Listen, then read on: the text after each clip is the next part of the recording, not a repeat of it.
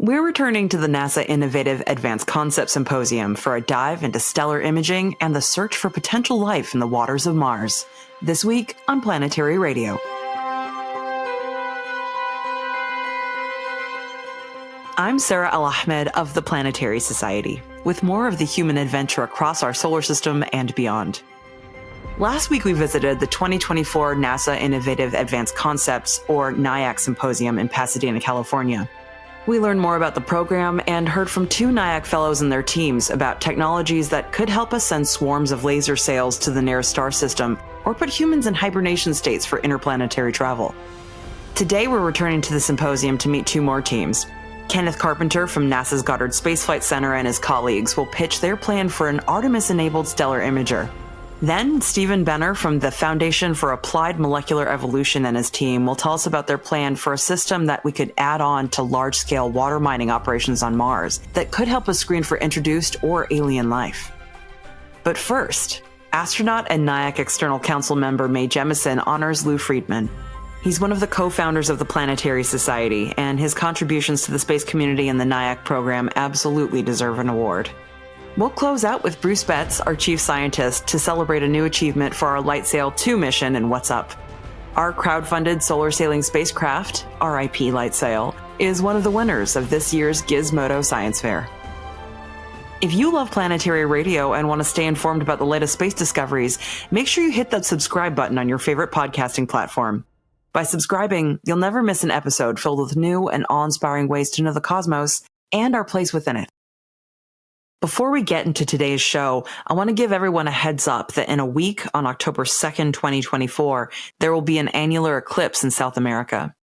During an annular eclipse, the moon is centered in front of the sun but doesn't completely cover it, so it leaves a ring of sunlight that's visible around the moon's edges.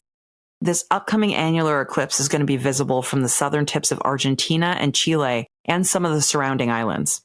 I'll also leave some resources for observing that on this episode page. I particularly encourage people that are in the path of that annular eclipse to try to look at the shadows under trees. It's one of the coolest things ever. Happy observing to all of our South American friends. This is my second year hosting the webcast for the NIAC Symposium, and it was a blast. There were so many great projects that choosing which ones to feature on these two episodes has been really challenging. The NIAC program's imaginative and future-shaping projects are based on scientific and engineering principles. Not all of them succeed, but the ones that do have the potential to seriously advance space science and exploration. This year's NIAC Fellows proposed a wide-ranging swath of ideas, from Mars planes to new tritium micropowered sensors, and even wraps for spacecraft propellant depots that use electroluminescence to help us save fuel on the way to Mars. I'll leave a link to the entire conference webcast on this episode page of Planetary Radio just in case you want to watch.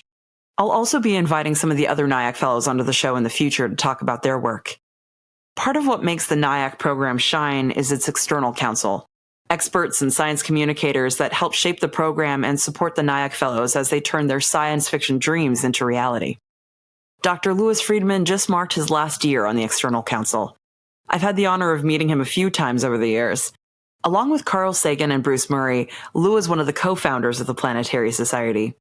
We're just 1 year short of celebrating our 45th anniversary, and selfishly, I know that my life would be utterly different if Lou and his colleagues hadn't founded the Planetary Society. Together, they created the world's largest and most effective space advocacy organization, and I could not be more grateful. Dr. Mae Jemison took to the stage to honor Lou Friedman's contributions to the NIAC community. Mae was the first African-American woman in space, and along with Lou and the other NIAC External Council members, she's been helping to shape the NIAC program for years. Thank you all, and I am really excited to be here, and there was nothing that could keep me from coming to acknowledge Lou Friedman. What I should tell you is I did write some things down because I want to make sure I don't forget anything, Lou. It's written on paper from the Alexandria Museum in Egypt. So that's how important you are to me, is that I would use my paper from that museum. But I want to start off by just saying, and just a little bit more on biography for Lou.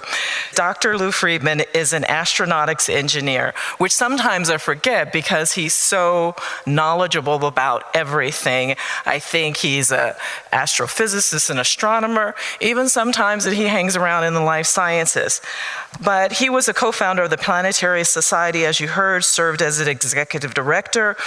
At JPL, he was part of the Advanced Planetary Studies and post-Viking Mars programs, Mariner and Venus, Mercury, the Planetary Grand Tour with Voyager, Halley's Comet, reconnaissance missions, our rendezvous missions. So all of these things I bring out because of the depth of knowledge and associations and connections that he brings to NIAC and everything that he does. Now, I want to talk about Lou just from my perspective because it's just so easy. There's so many things that he brings to the table. People from organizations, from governments, individuals go to him for advice and counsel. And so I don't recall when I first met him. I know it had to be when I was in the astronaut corps, but I don't actually remember. I just know that I always knew about Lou Friedman, and you can count on him to be there.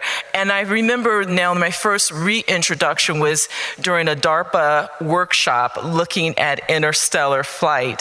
And having been invited to Tiburon, being part of this group, I was there, Lou was there, and it just felt like old home week because Lou has never been afraid of interstellar.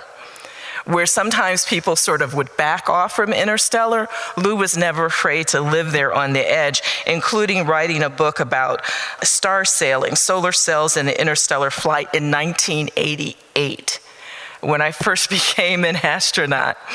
And I bring that up because also he can talk you into doing anything, including me going to Italy to replace him at a conference and talk about sundiver maneuvers and solar cells and getting to interstellar. I bring that up because that's not my specialty, right? But I would do that, and it turned out to be very interesting, a great thing to do. But he also put together a Keck workshop that was about science and technologies to study in the interstellar medium. And what was interesting about this is that when I, again, sort of a co-conspirator, he helped pull me into it and can I help work on it. But what was interesting about it is there were all these people in the room and everybody was looking at doing large, big old probes and whether or not we can actually get there, and could NASA fund it? And this is 2014, and nobody really wants to talk about interstellar. So that's where a lot of the swarm stuff came out, because Mason Peck was there. There are the issues with small, the small chip satellites. And so Lou grabbed a group of people and pulled them over to the side, and we're going to talk about doing smaller satellites, right? Our smaller probes. And so the whole idea of swarming came swarming out of that meeting with this small group of people who were led by Lou. And I bring all of that up because he's talked about gravitational lenses, asteroid grappling, all of those things that bring us to the edge. But that's the kind of person he is, who is provocative, who would allow you to bring forward, and for me, always someone who is incredibly important to the work that we do and to NIAC, being here over 13 years. And this award, can I talk about it, the Lightning Award? I'm not sure where it got the name, but what I want to say that it's, for me, it would be lighting the path and taking, to paraphrasing Michelle Paradise yesterday, the showrunner from Star Trek, I think it's lighting the edge. And what Lou has always done is to live on the edge of imagination and pull us along with him. Lou, it's a great award. It's wonderful to have known you and to be a part of your world.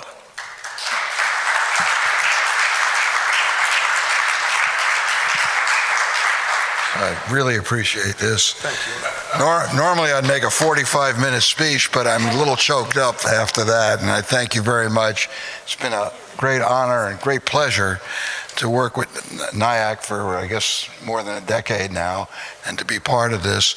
The one thing I'll say is that both at the Planetary Society and with NIAC. The joy I had is working with really terrific people, working with smart people. And it's not just the NIAC External Council, it's been the involvement with all of the fellows over all of these years. You get a lot out of that, and that's where all the imagination and creativity comes from. So thank you.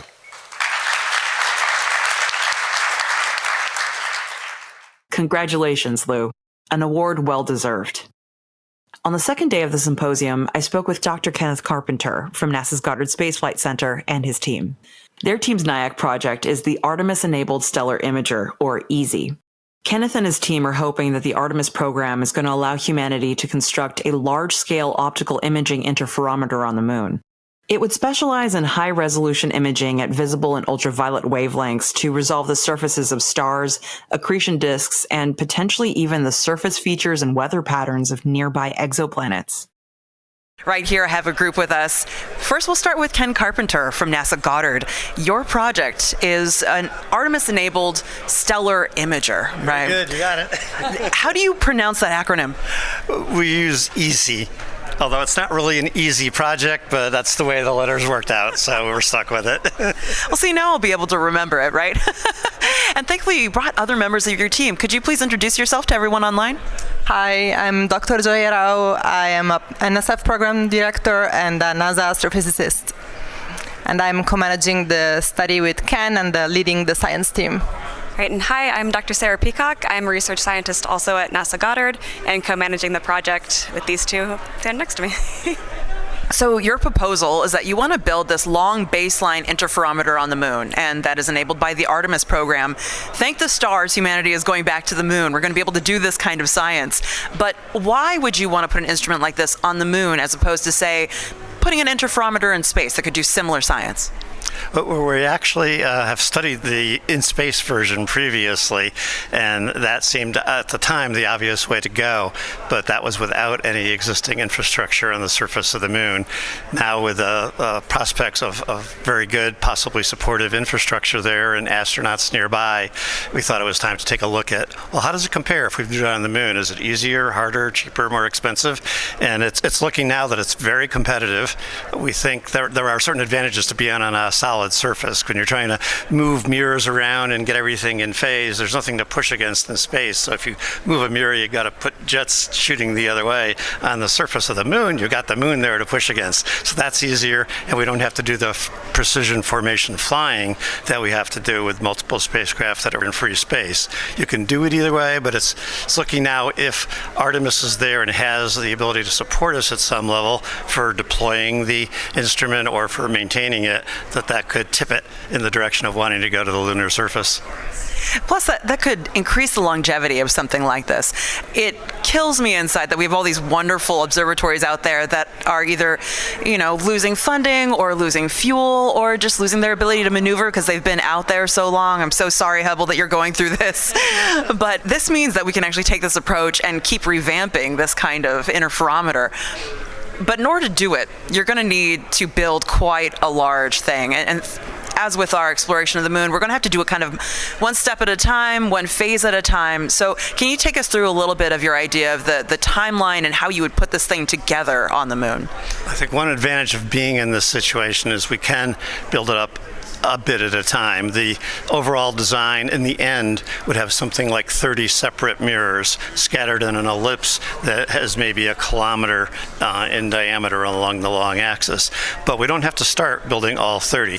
We start with maybe 7 elements, have them deployed, collecting the light from the target, sending it to the central hub, which combines them and helps us create an image. You could then later on have another launch, another landing on the moon that deployed another 7 elements, and get up to 15. And then you could do the same thing until you get up to 30. And even at a modest number of 7, you can do really good science. But when you get up to 30, you get to a point where you can get almost instantaneous photographs at very high resolution on the sky.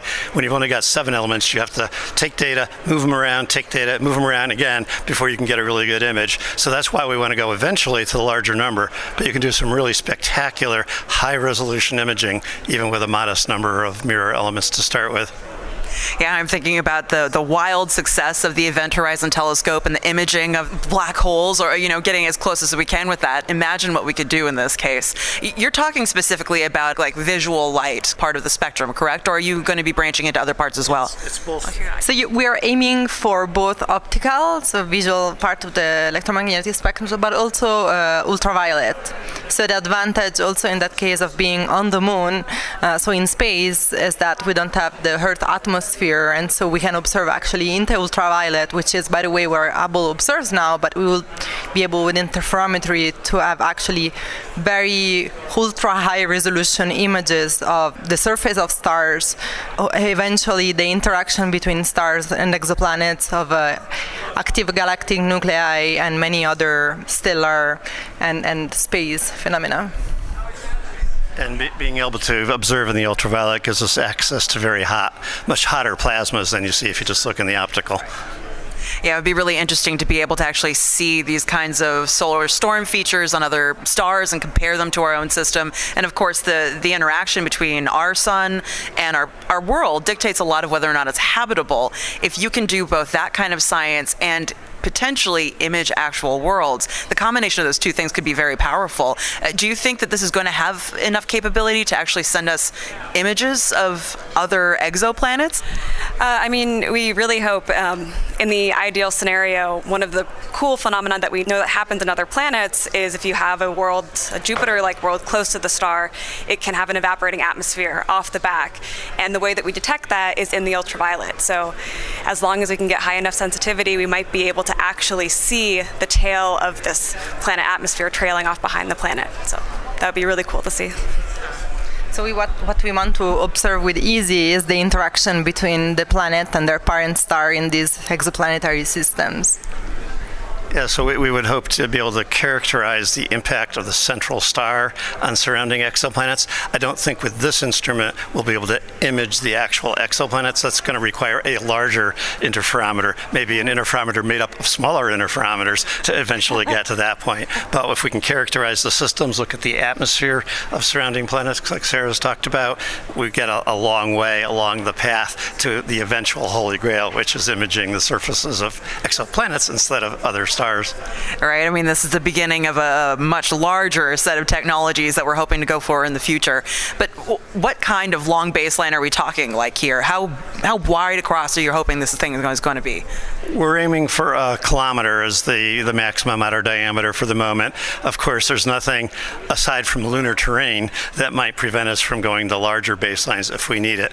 But if you go to larger and larger baselines, you'd like a few more mirrors added in so you don't get too sparse an array going through there. So, and we have the ability, the optical elements are on rovers, so we can move things in and out. So if we have a very large target on the sky, we can pull everything in. If we have a very small target, then we can expand the baselines, anywhere from 500 meters to 1, 2, or more kilometers until we run into the lunar mountains, and that might cause some issue.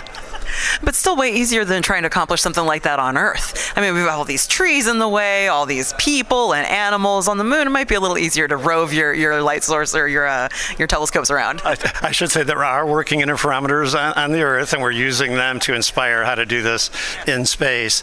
But you have other problems that are caused by the 24-hour night-day cycle, which limit the length of observations. You have problems caused by the atmosphere distorting the incoming wave fronts that make it hard to do some of this stuff. So we can do it in most cases better in space.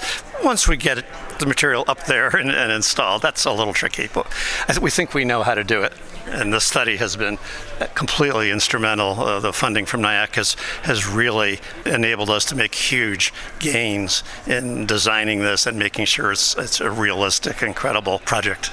How far along are you in actually designing this thing? Well, we have a baseline design, and I think our goal was to come up with something that we knew we could do.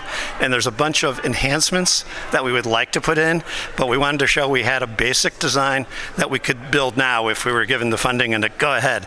We've done that, I think. A few technologies need a little further maturation, but I think we could do that. And then we would like to investigate some items that would make it better, like being able to use a remote power source so the array doesn't have to have self-contained power or huge batteries, put a power station up on a nearby peak. maybe put a nuclear generator on the far side of a hill to send power down, and then you can operate more during the lunar night. Right now we have a conflict between wanting to observe in dark, if we can, but also wanting to generate power, which, we prefer to be in the daylight. So if we can get the power remotely, then we can observe more continuously through the entire day-night cycle. And then dealing with the temperature changes and all the other ways that impacts your instruments. There's so much to consider there. Thankfully, we have the Artemis program to help us enable this kind of thing, but have you been in contact with any of the members of the Artemis team trying to pitch this for the future? Because you're going to need an incredible amount of human power to put this thing actually on the ground in the lunar regolith. We have a person at Goddard that works with Artemis. That's basically his job nowadays to be our liaison to them. So we're at the stage of trying to make a credible concept first before we go too far with that.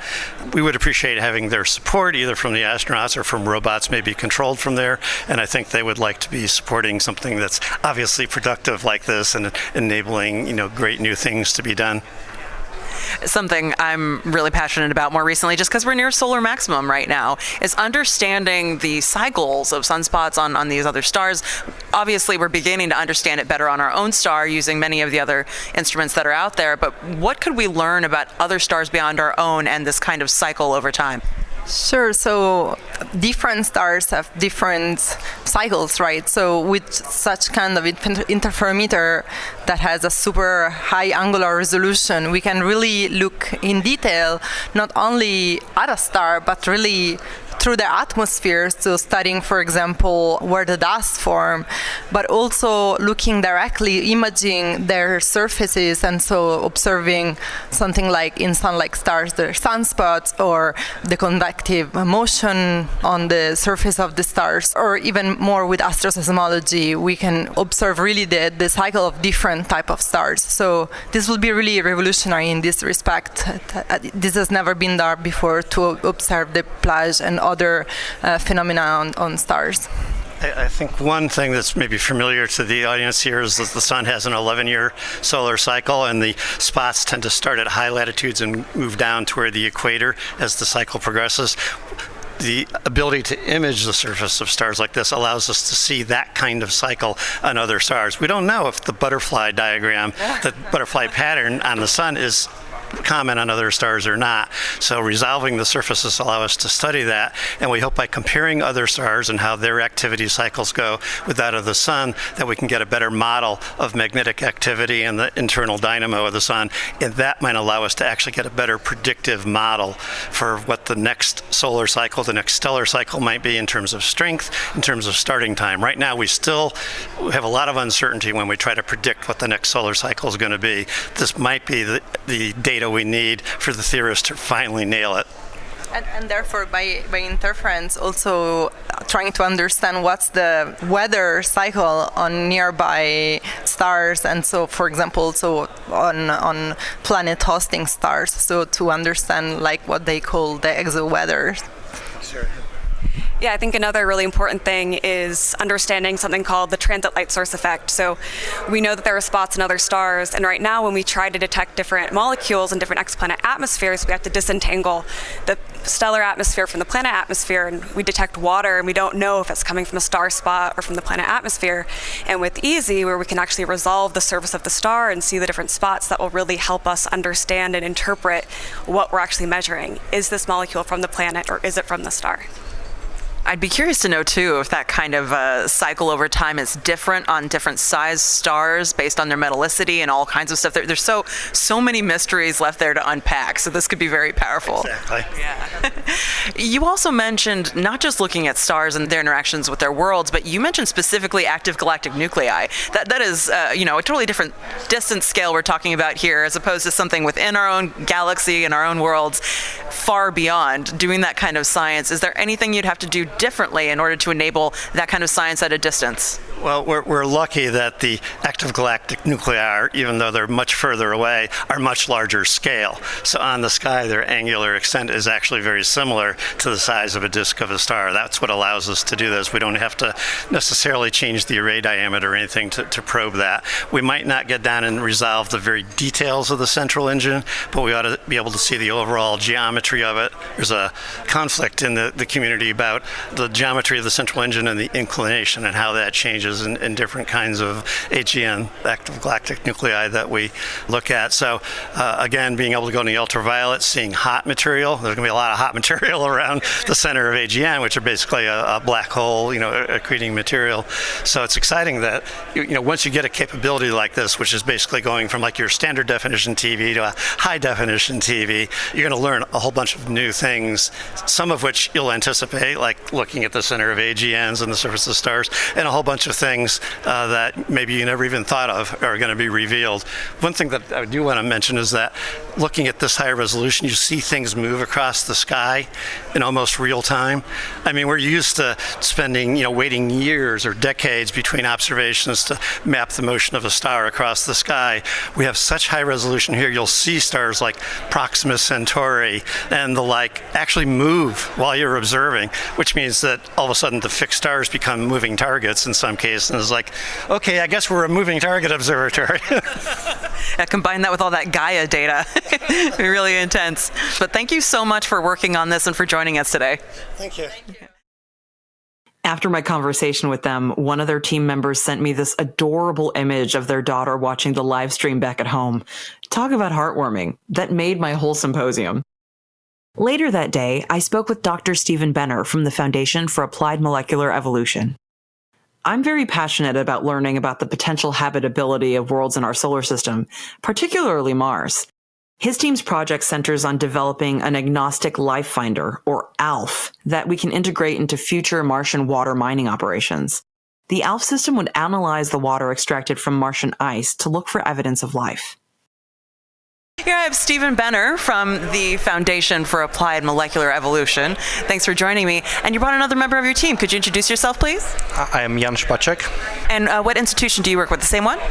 Yes, same one. And also at Alpha Mars, which is a non-profit we started to promote the idea to search for life on Mars. The search for life on Mars is among one of the greatest questions humanity has ever asked ourselves. Trying to figure out whether or not there's life off of Earth is a complex question, but if we could find another place, another genesis of life in our own solar system, that would mean so much for the prevalence of life across the universe.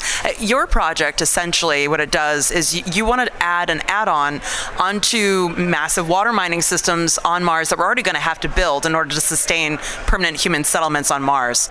For people who aren't aware of the water reserves that we've potentially found on Mars, could you speak a little bit about where we might be sourcing that water from? Okay, so on Mars, basically 40 degrees north towards the pole or 50 degrees south latitude to the South Pole, you have large deposits of subsurface ice, which was deposited during the last high obliquity period. That's when Mars was tilted more towards the sun. And now it's more upright, so the ice is now redeposited more towards the polar caps, but still we have subsurface ice under less than a meter of overlayer regolith, and that's a target for both ISRU for future human landing missions and for astrobiology. So, and you mentioned those large missions. Yes, that's a primary target, but before they send those huge ISRU missions to mine large quantities of water, they will likely send smaller prospecting missions trying to see if the ASRU actually works. One such mission is by Honeybee Robotics. It's a red water red well, or Rodriguez well, where you just make a hole, pump hot water down into the ice, melt more ice, pump it out. And so on one of those missions, we would like to collaborate. If that ice were on Earth, as all the astrobiologists would tell you, it would be infected with bacteria that are living or dormant and readily revivable.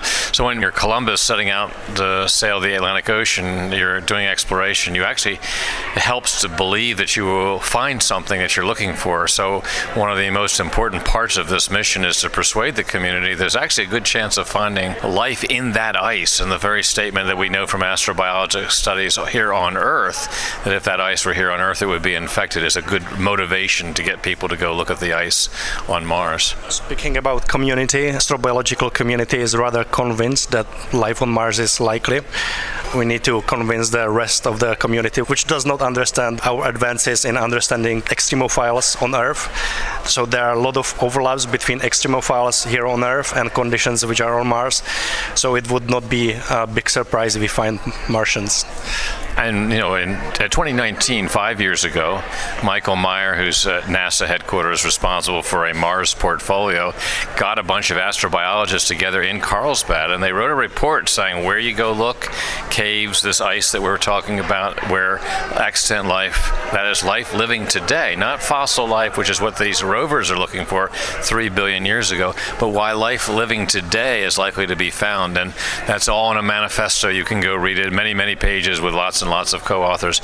So as Jan is saying, the astrobiology community is quite well convinced that there's something to go look for. That's the motivation to look. But we have to persuade the rest of the community not only to look because it's likely to be there, but also because we know how to find it, especially if it's sparse, if it's scarce in that ice. And that's what, of course, this particular project, NIAC project instrument, is building to concentrate sparse life in that kind of ice. We'll be right back after this short break. Greetings, Bill Nye here. NASA's budget just had the largest downturn in 15 years, which means we need your help. The U.S. Congress approves NASA's annual budget, and with your support, we promote missions to space by keeping every member of Congress and their staff informed about the benefits of a robust space program. We want Congress to know that space exploration ensures our nation's goals in workforce technology, international relations, and space science. Unfortunately, because of decreases in the NASA budget, layoffs have begun. Important missions are being delayed, some indefinitely. That's where you come in. Join our mission as a space advocate by making a gift today. Right now, when you donate, your gift will be matched up to $75,000 thanks to a generous Planetary Society member. With your support, we can make sure every representative and senator in D.C. understands why NASA is a critical part of U.S. national policy. With the challenges NASA is facing, we need to make this investment today. So make your gift at planetary.org/takeaction. Thank you.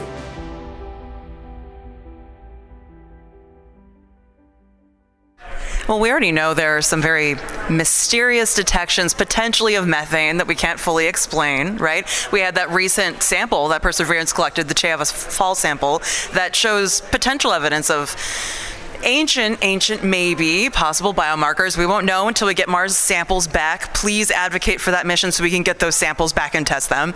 But there's so much potential here, and even if it wasn't the case, that there wasn't actually extant life on Mars currently, you're just asking to add a system onto existing water systems. I would like to know that, because if there is some stuff in there that we couldn't detect otherwise, and then you accidentally drink it, come on, there might be some problems there. So we persuaded you. That's great.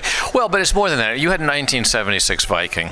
There were 3 life detection experiments. All of them were positive, but because of a misinterpreted gas chromatography mass spectrometry system, the life detection positive results were dismissed. I mean, my only contribution to this field was in 1999, we wrote a paper a quarter century ago pointing out that the GC mass spec results were misinterpreted as implying that the surface of Mars, the soil of Mars, was self-sterilizing and therefore unable to hold life. Now, we know from rovers that there is a lot of organic material in that soil, and so we know that the GC mass spec was misinterpreted. We have never bothered to go back and look again at those Viking 1976 results to understand exactly what kind of life they are indicating is present in the accessible soil on Mars. But I'm a great believer of going back and thinking about those data one more time, because that's also positive evidence for there being the potential of existing life, metabolizing life, living today. Lynn Rothschild was talking about the perchlorates in the Martian regolith, essentially. We didn't even really know that was a thing back then. There was so much we didn't know about Mars when we went and did those experiments. So it is absolutely worth going back to check all of that out. But in the meantime, you're proposing this project to try to detect not just extant life that could be in the water, but also potentially life that we might introduce into the water systems on accident with our presence. And this entire idea is based off of this agnostic life finding system, particularly the polyelectrolyte theory of the gene.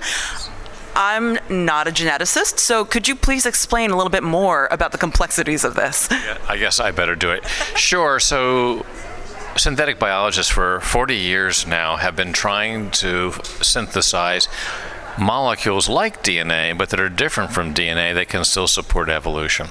So the question is, for Darwinian evolution, what kinds of molecules are necessary to enable Darwinian evolution? Some of those molecules must be able to store information, and store information in an evolvable form. So lots of molecules, maybe 300 different examples of different kinds of DNA have been made in the laboratory to ask the question, what structures must a molecule have to be able to support the informational needs of Darwinian evolution? And what has come out of that from a study of what does work and what doesn't work is the statement that what does work is a polyelectrolyte. Now, you're familiar with electrolytes. You drink them in your Gatorade to recover salt, but it means that the molecules have to have a repeating charge in their backbone. So DNA that you have is a repeating negative charge in all the phosphates that are linking together the DNA molecules. It's possible also to have repeating charges that are positive, which are held together. Synthetic biologists have made those as well. So we have a large number, several hundred examples of what molecules might support Darwinian evolution. The ones that do have a repeating charge, the ones that do not have a repeating charge. So the argument is that if you go to Vulcan or go to Kronos and speak to a Klingon, their DNA, it may have a different structure than yours, it may have a different natural history from your DNA, but it will have a repeating charge in the backbone. And that's the polyelectrolyte theory of the gene. I mean, this is a great foundation for trying to understand life on other worlds, because how would we even know if it was life when we detected it, right? That is a complex question, and it sounds like you're broaching on that subject. Yeah, so you just mentioned methane and other potential maybe biosignatures. So the problem with biosignatures which may be produced by life, like methane, and there's a problem that they can be produced abiotically, right, through serpentization. So unless we search for some unambiguous biosignatures, we will need to send multiple missions, maybe think about it for a couple of decades, but we don't have the time. I think we can all agree that it's a good idea to find life on Mars or determine if there's life on Mars before we send humans there. But it's very surprising that NASA so far has not been doing it, right? If you took all the instruments we have currently on Mars, send them here on a carpet, they would probably not find life living in this carpet. So that's rather surprising, and I don't think that many people know about this. So that's what we are trying to fix. Right, so the distinction, of course, is that what Jan's instrument is looking for are molecules that are necessary to enable evolution. What almost all of these other biosignatures are molecules that are the products of evolution, but the problem is they can also be the products of not evolution. They can be the products of non-biological processes.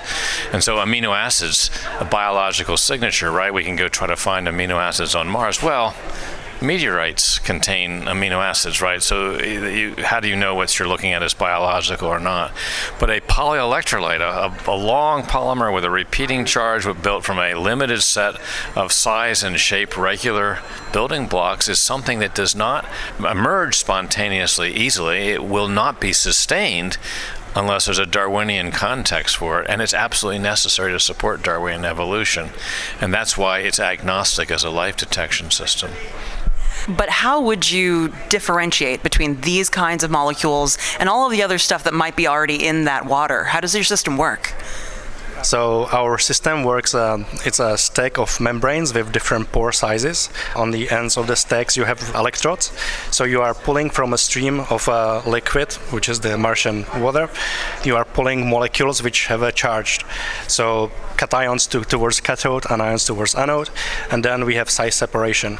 Okay, so the first membrane lets pass molecules which are small enough to pass through the membrane, but they are larger than inorganic ions, so they are retained in those channels. So we are both desalting and concentrating larger polyelectrolytes, and we are excluding mineral particles which might be suspended in the liquid. So that's how you distinguish between the majority of the molecules and particles will be uncharged, and from the smaller part which is charged, small inorganic ions are going to be filtered all the way through, while the larger polymers will be captured in those channels where we are concentrating it from. That way we will capture maybe a mixture of molecules, but subsequent analysis will have much easier time sorting through those than if you analyze everything.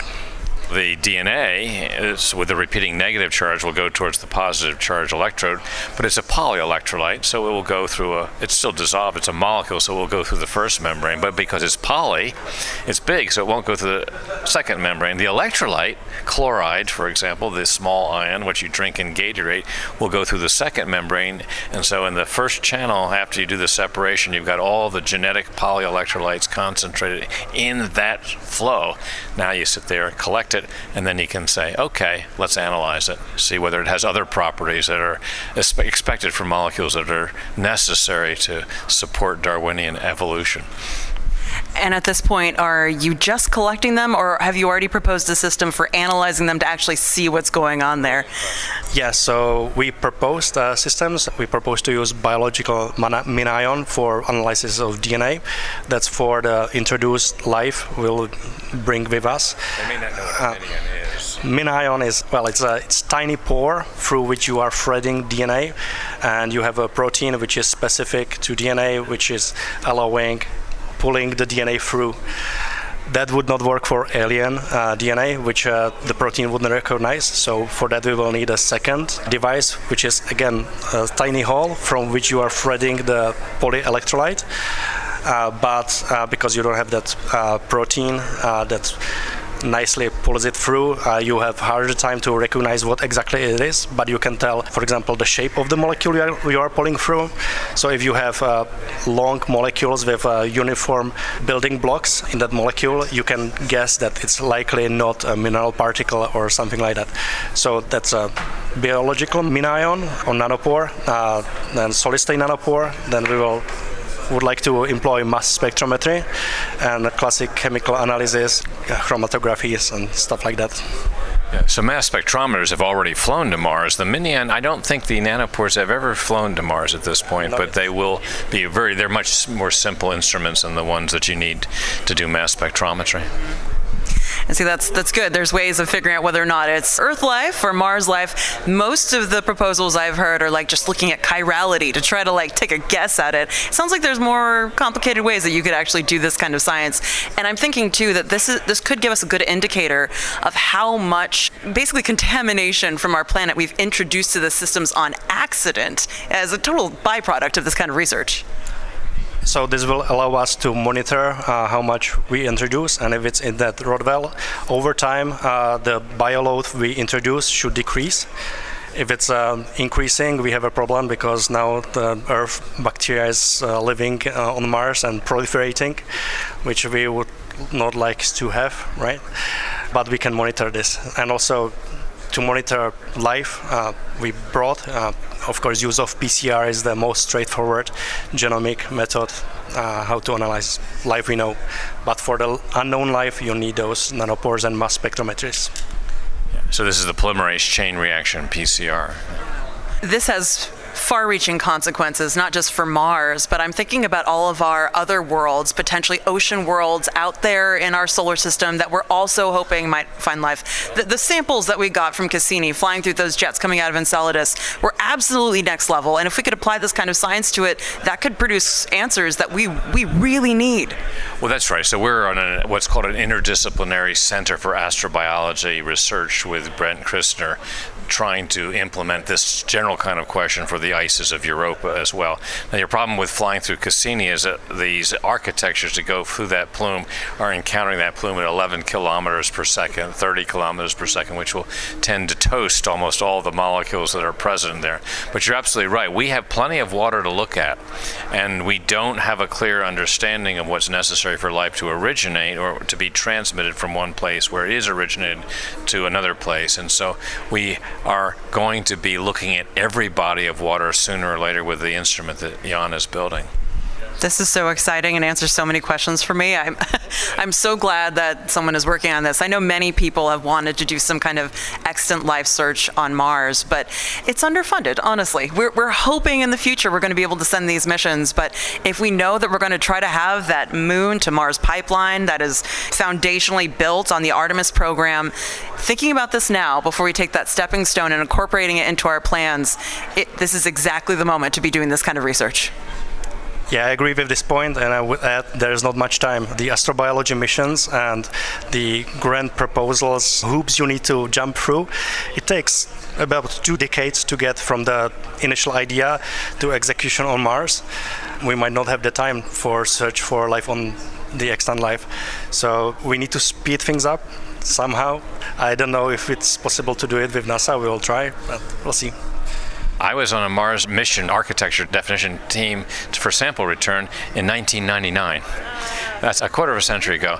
Now, Mike Meyer had his team together in Carlsbad 5 years ago, and now we're down to the last, well, we don't know, in 2 new launch cycles, maybe 3, 4, and 6 years, the Chinese could very well be sending people to Mars, and that is now actually a short time relative to the mission design process by which grants are funded in the United States. So we're very much interested in contacting anybody who's going to Mars, Elon Musk, if anybody who's interested, that we would like to put on the preliminary robotic mission that's going to Mars first, because you want to set up robotic water mining before you send people there who are going to depend on that water mining. You want to make sure it works first, and we have a low-cost add-on to actually resolve the question, is there life there? Definitely yes, or to a limit of detection if the answer is no.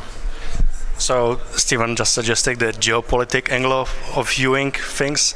We now know that China is doing the sample return likely from subsurface ice on Mars in 2028, likely analyzing the samples in 2031. So it might be that the Chinese Space Agency is going to be the first to find life on Mars, which is, I would say, a big milestone in the new space race. So that's another thing to consider. Yeah, no matter what nation discovers life on Mars, it is going to be the greatest moment in human history. Not like we're sure it's going to happen, but if it does, I'm just glad everyone's doing it. That said, let's start a race so we can get funding in order to get there and get the science done. I'm so looking forward to going back to the symposium next year. Thank you so much to everyone that helped make it happen and to the NIAC program for letting me be a part of it. And as a bonus, Matt Kaplan, who's the creator of Planetary Radio, and I did a special event after hours at NIAC. We talked with some of the NIAC leadership and a few of the fellows that you haven't heard from in these episodes. We share that whole thing on our YouTube channel, and I'll also leave a link for that on this episode page for Planetary Radio. And now it's time for What's Up with Bruce Betts. We're celebrating our LightSail 2 mission. It was just announced as one of the winners of the 2024 Gizmodo Science Fair. The Planetary Society's LightSail program demonstrated that solar sailing is a viable means for propulsion for small satellites. With the help of 50,000 people from around the world, we developed and launched the first fully crowd-funded space mission in history. Solar sails use sunlight instead of rocket fuel for propulsion. They're one of the few technologies that could be used for interstellar travel, as we saw in last week's episode with the team that proposed laser sailing to Proxima Centauri. Our LightSail 2 spacecraft was in space from June 2019 to November 2022, when it ultimately descended into the Earth's atmosphere and ended its mission. Hey, Bruce! Hey, Sarah. It's NIAC Part 2. The Revenge. The Revenge of NIAC. There were some good projects this year, and I was really excited to see that there were so many solar sailing or laser sailing projects. I mean, I know people are constantly asking us whether or not we're going to do a LightSail 3, so it's nice that some other organizations are like galaxy braining this. I'm sorry, what? Galaxy braining. Yeah. Okay. Oh, you kids and your modern lingo. Do you get like frequent emails about people who are like, let's sail to Proxima Centauri with a bunch of laser sails? Like, I've heard that from so many people. Yeah, no, they just haven't looked into all the complexities that have to be solved to even pretend to do that. And it's a huge long list, and that goes along with a huge cost if you ever even could do it. I mean, I think someday you can, but I mean, you have everything from, I mean, just pick any topic, the communications issue alone. How the heck do you communicate from 4 light years away with little tiny spacecraft with very limited power? How do you slow down? How do you stick a camera on there? How do you survive for that long in space? How do you communicate as you're going? On and on and on. So it's a beautiful idea. Someday, indeed, we may get there with solar sails of one kind or another. It's currently probably the most realistic, but that is still really far away. So I would temper the expectations at least, but I'm certainly for looking into it in a realistic manner, and because eventually we need to do all these things to get to that point, but there's a long way. So LightSail 2 was kind of humanity learning to crawl in this technology, and that, I don't know what that is. That's like a Formula One race of the future. Yeah, it's going to be really tricky to get out there, but if it happens, it will in part be because of LightSail. I also met another one of the NIAC fellows, Mahmouda Sultana, who I believe was from NASA Ames, and they're trying to figure out how they can straight up encode things like spectrometers using quantum dot technology directly into the sails, so they can send sails out to Uranus and Neptune and places like that. I mean, that would be very helpful if we could literally produce instruments as flat and light as the sail itself, so that we don't have to actually send a whole instrument on one of these objects. Like, clearly, even trying to get a CubeSat or 3 CubeSats stuck together as we do with LightSail was a challenge, but obviously that would be great. And there are groups who have worked on, who've used things. The first solar sail to successfully fly in space was the Japanese Icaros. And Icaros, they actually put not that on there, but they had panels that they could change from dark to light, and then try to use that as their method of using attitude control and steering. And they weren't able to steer a lot because they were intentionally spinning spacecraft, so their turning control was very limited, say, compared to ours. But they had some very clever technology they were working on building into the sail. And yes, I didn't know about the quantum dot technology, but there are a lot of, well, I don't know about a lot, but there's certainly groups trying to do that and integrate those things together that someday, hopefully, will be good stuff. I'm so impressed with humans. And I'm impressed with, I mean, forgive me for saying it, but I'm impressed with you and with the LightSail team. I mean, between us and JAXA and all of the collaborations that have been going on, it feels like we've really kind of opened up the door to a whole new light sailing age. And a lot of these ideas are really far-flung. It's going to take a while for us to reach them, but man, it feels like it changed a whole lot. I didn't really hear much after you said you were impressed with me. After that, just white noise and Bruce fading into the clouds. No, that is not that part. I just couldn't resist that. I mean, that's why we're very proud of what we've done and feel we've made a technology jump forward, and also just raised the profile of solar sailing and the legitimacy of solar sailing and sailing in space, making it easier for others to propose it and actually get funding. Those were our goals by demonstrating controlled solar sailing with a small spacecraft, so people can actually do this with CubeSats. It's not easy, but you can do it.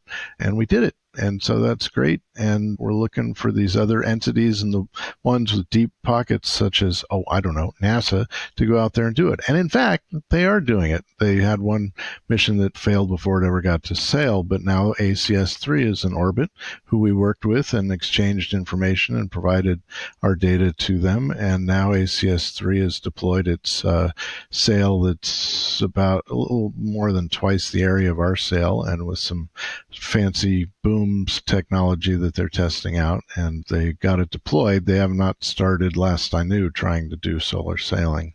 They're evaluating their deployment still. That's huge. I'm hoping I can bring someone from their team onto the show in the future to talk about that. But in the meantime, I also did learn that LightSail has been awarded once more. We're one of the winners in the Gizmodo Science Fair. What is the Gizmodo Science Fair? It's Gizmodo, the Gizmodo website news source for all things tech, science, et cetera, And this is the second year they've done it. They hold their so-called science fair and basically evaluate a number of different projects that they think are spiffy. They use better words than that because they write for a living. So here it is. The Gizmodo Science Fair celebrates the research process and all the challenges that come with it. And this year's winners were selected for their creativity and perseverance in tackling an important problem or moving a field forward. And so they interviewed us a few months ago as they picked us out. There was no application. And then we were just made aware that they had picked their winners. And by the time this show airs, it will be on Gizmodo's website. And I'm sure we'll put something up soon about it as well. So we're honored to receive this. And it's nice that people are still taking a look at what we're doing. I know the technical side of the world is. It's nice think that others have not forgotten us, and so it's good stuff. Goes along with some of our previous awards, as long as I'm bragging for the Planetary Society, with Time Magazine and Popular Science voting us one of the innovations of the year in the first year of the mission, 2019. And there was that Smithsonian exhibit that we got to put together. That was really cool. Indeed, we were in the Futurism exhibit. We were in the Smithsonian for the full duration of that and gave them a quarter scale model of the sail and then a full scale model of the spacecraft, the loaf of bread size core of the spacecraft. Anyway, yes, that was great. We love it. We love it. We love it. It's great that they just interviewed you, because I had this mental image of you making one of those, science fair boards all about LightSail. Oh, God. Yeah, this was the first science fair I've ever been on a team that won, but don't tell anyone.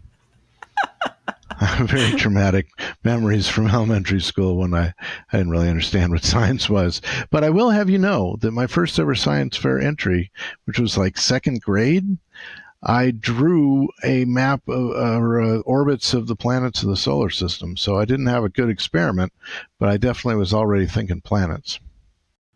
That's so cute. I wish I had a picture of that. So, yeah, Gizmodo, rock on. Pretty sweet. Thanks, Gizmodo. Well, all right. What's our random space fact this week? Oh, yeah.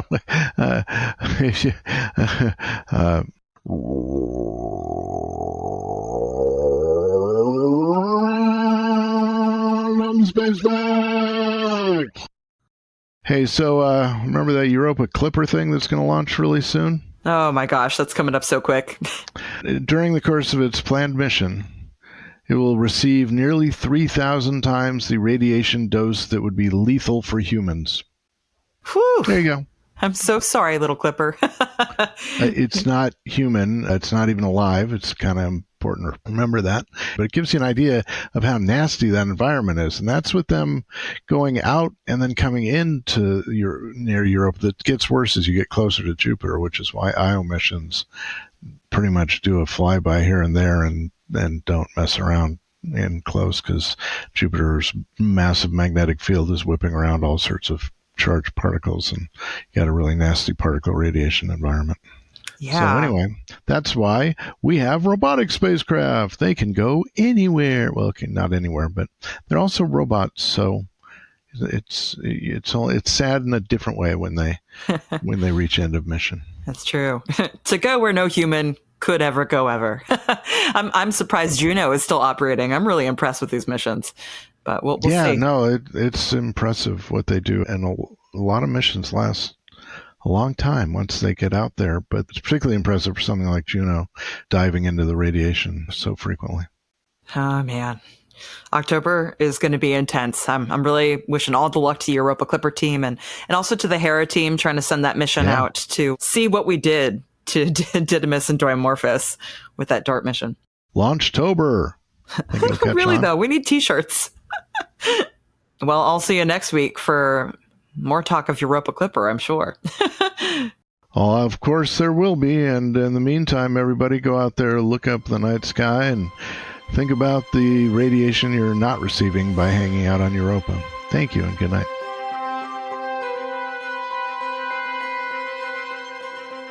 We've reached the end of this week's episode of Planetary Radio, but we'll be back next week to look forward to the launch of the European Space Agency's Hera mission. Remember NASA's double asteroid redirection test that smashed into Dimorphos? ESA's going back to observe the aftermath. And hold on to your space hats because October is going to be a ridiculously cool month for space launches. Between Hera and Europa Clipper, we're all going to be on the edge of our seats and hopefully having many happy moments to toast to the success of all the teams around the world that have done so much great work to help us understand our star system and its worlds. Love the show? You can get Planetary Radio t-shirts at planetary.org/shop, along with lots of other cool spacey merchandise. Help others discover the passion, beauty, and joy of space science and exploration by leaving a review or a rating on platforms like Apple Podcasts and Spotify. Your feedback not only brightens our day, but helps other curious minds find their place in space through Planetary Radio. You can also leave us your space thoughts, questions, and poetry at our email at planetaryradio@planetary.org. Or if you're a Planetary Society member, leave a comment in the Planetary Radio space in our member community app. Planetary Radio is produced by the Planetary Society in Pasadena, California, and is made possible by our space-loving members. You can join us as we work to support the scientists and engineers that turn dreams into spacecraft at planetary.org/join. Mark Hilverda and Ray Paoletta are our associate producers. Andrew Lucas is our audio editor. Josh Doyle composed our theme, which is arranged and performed by Peter Schlosser. And until next week, Ad Astra.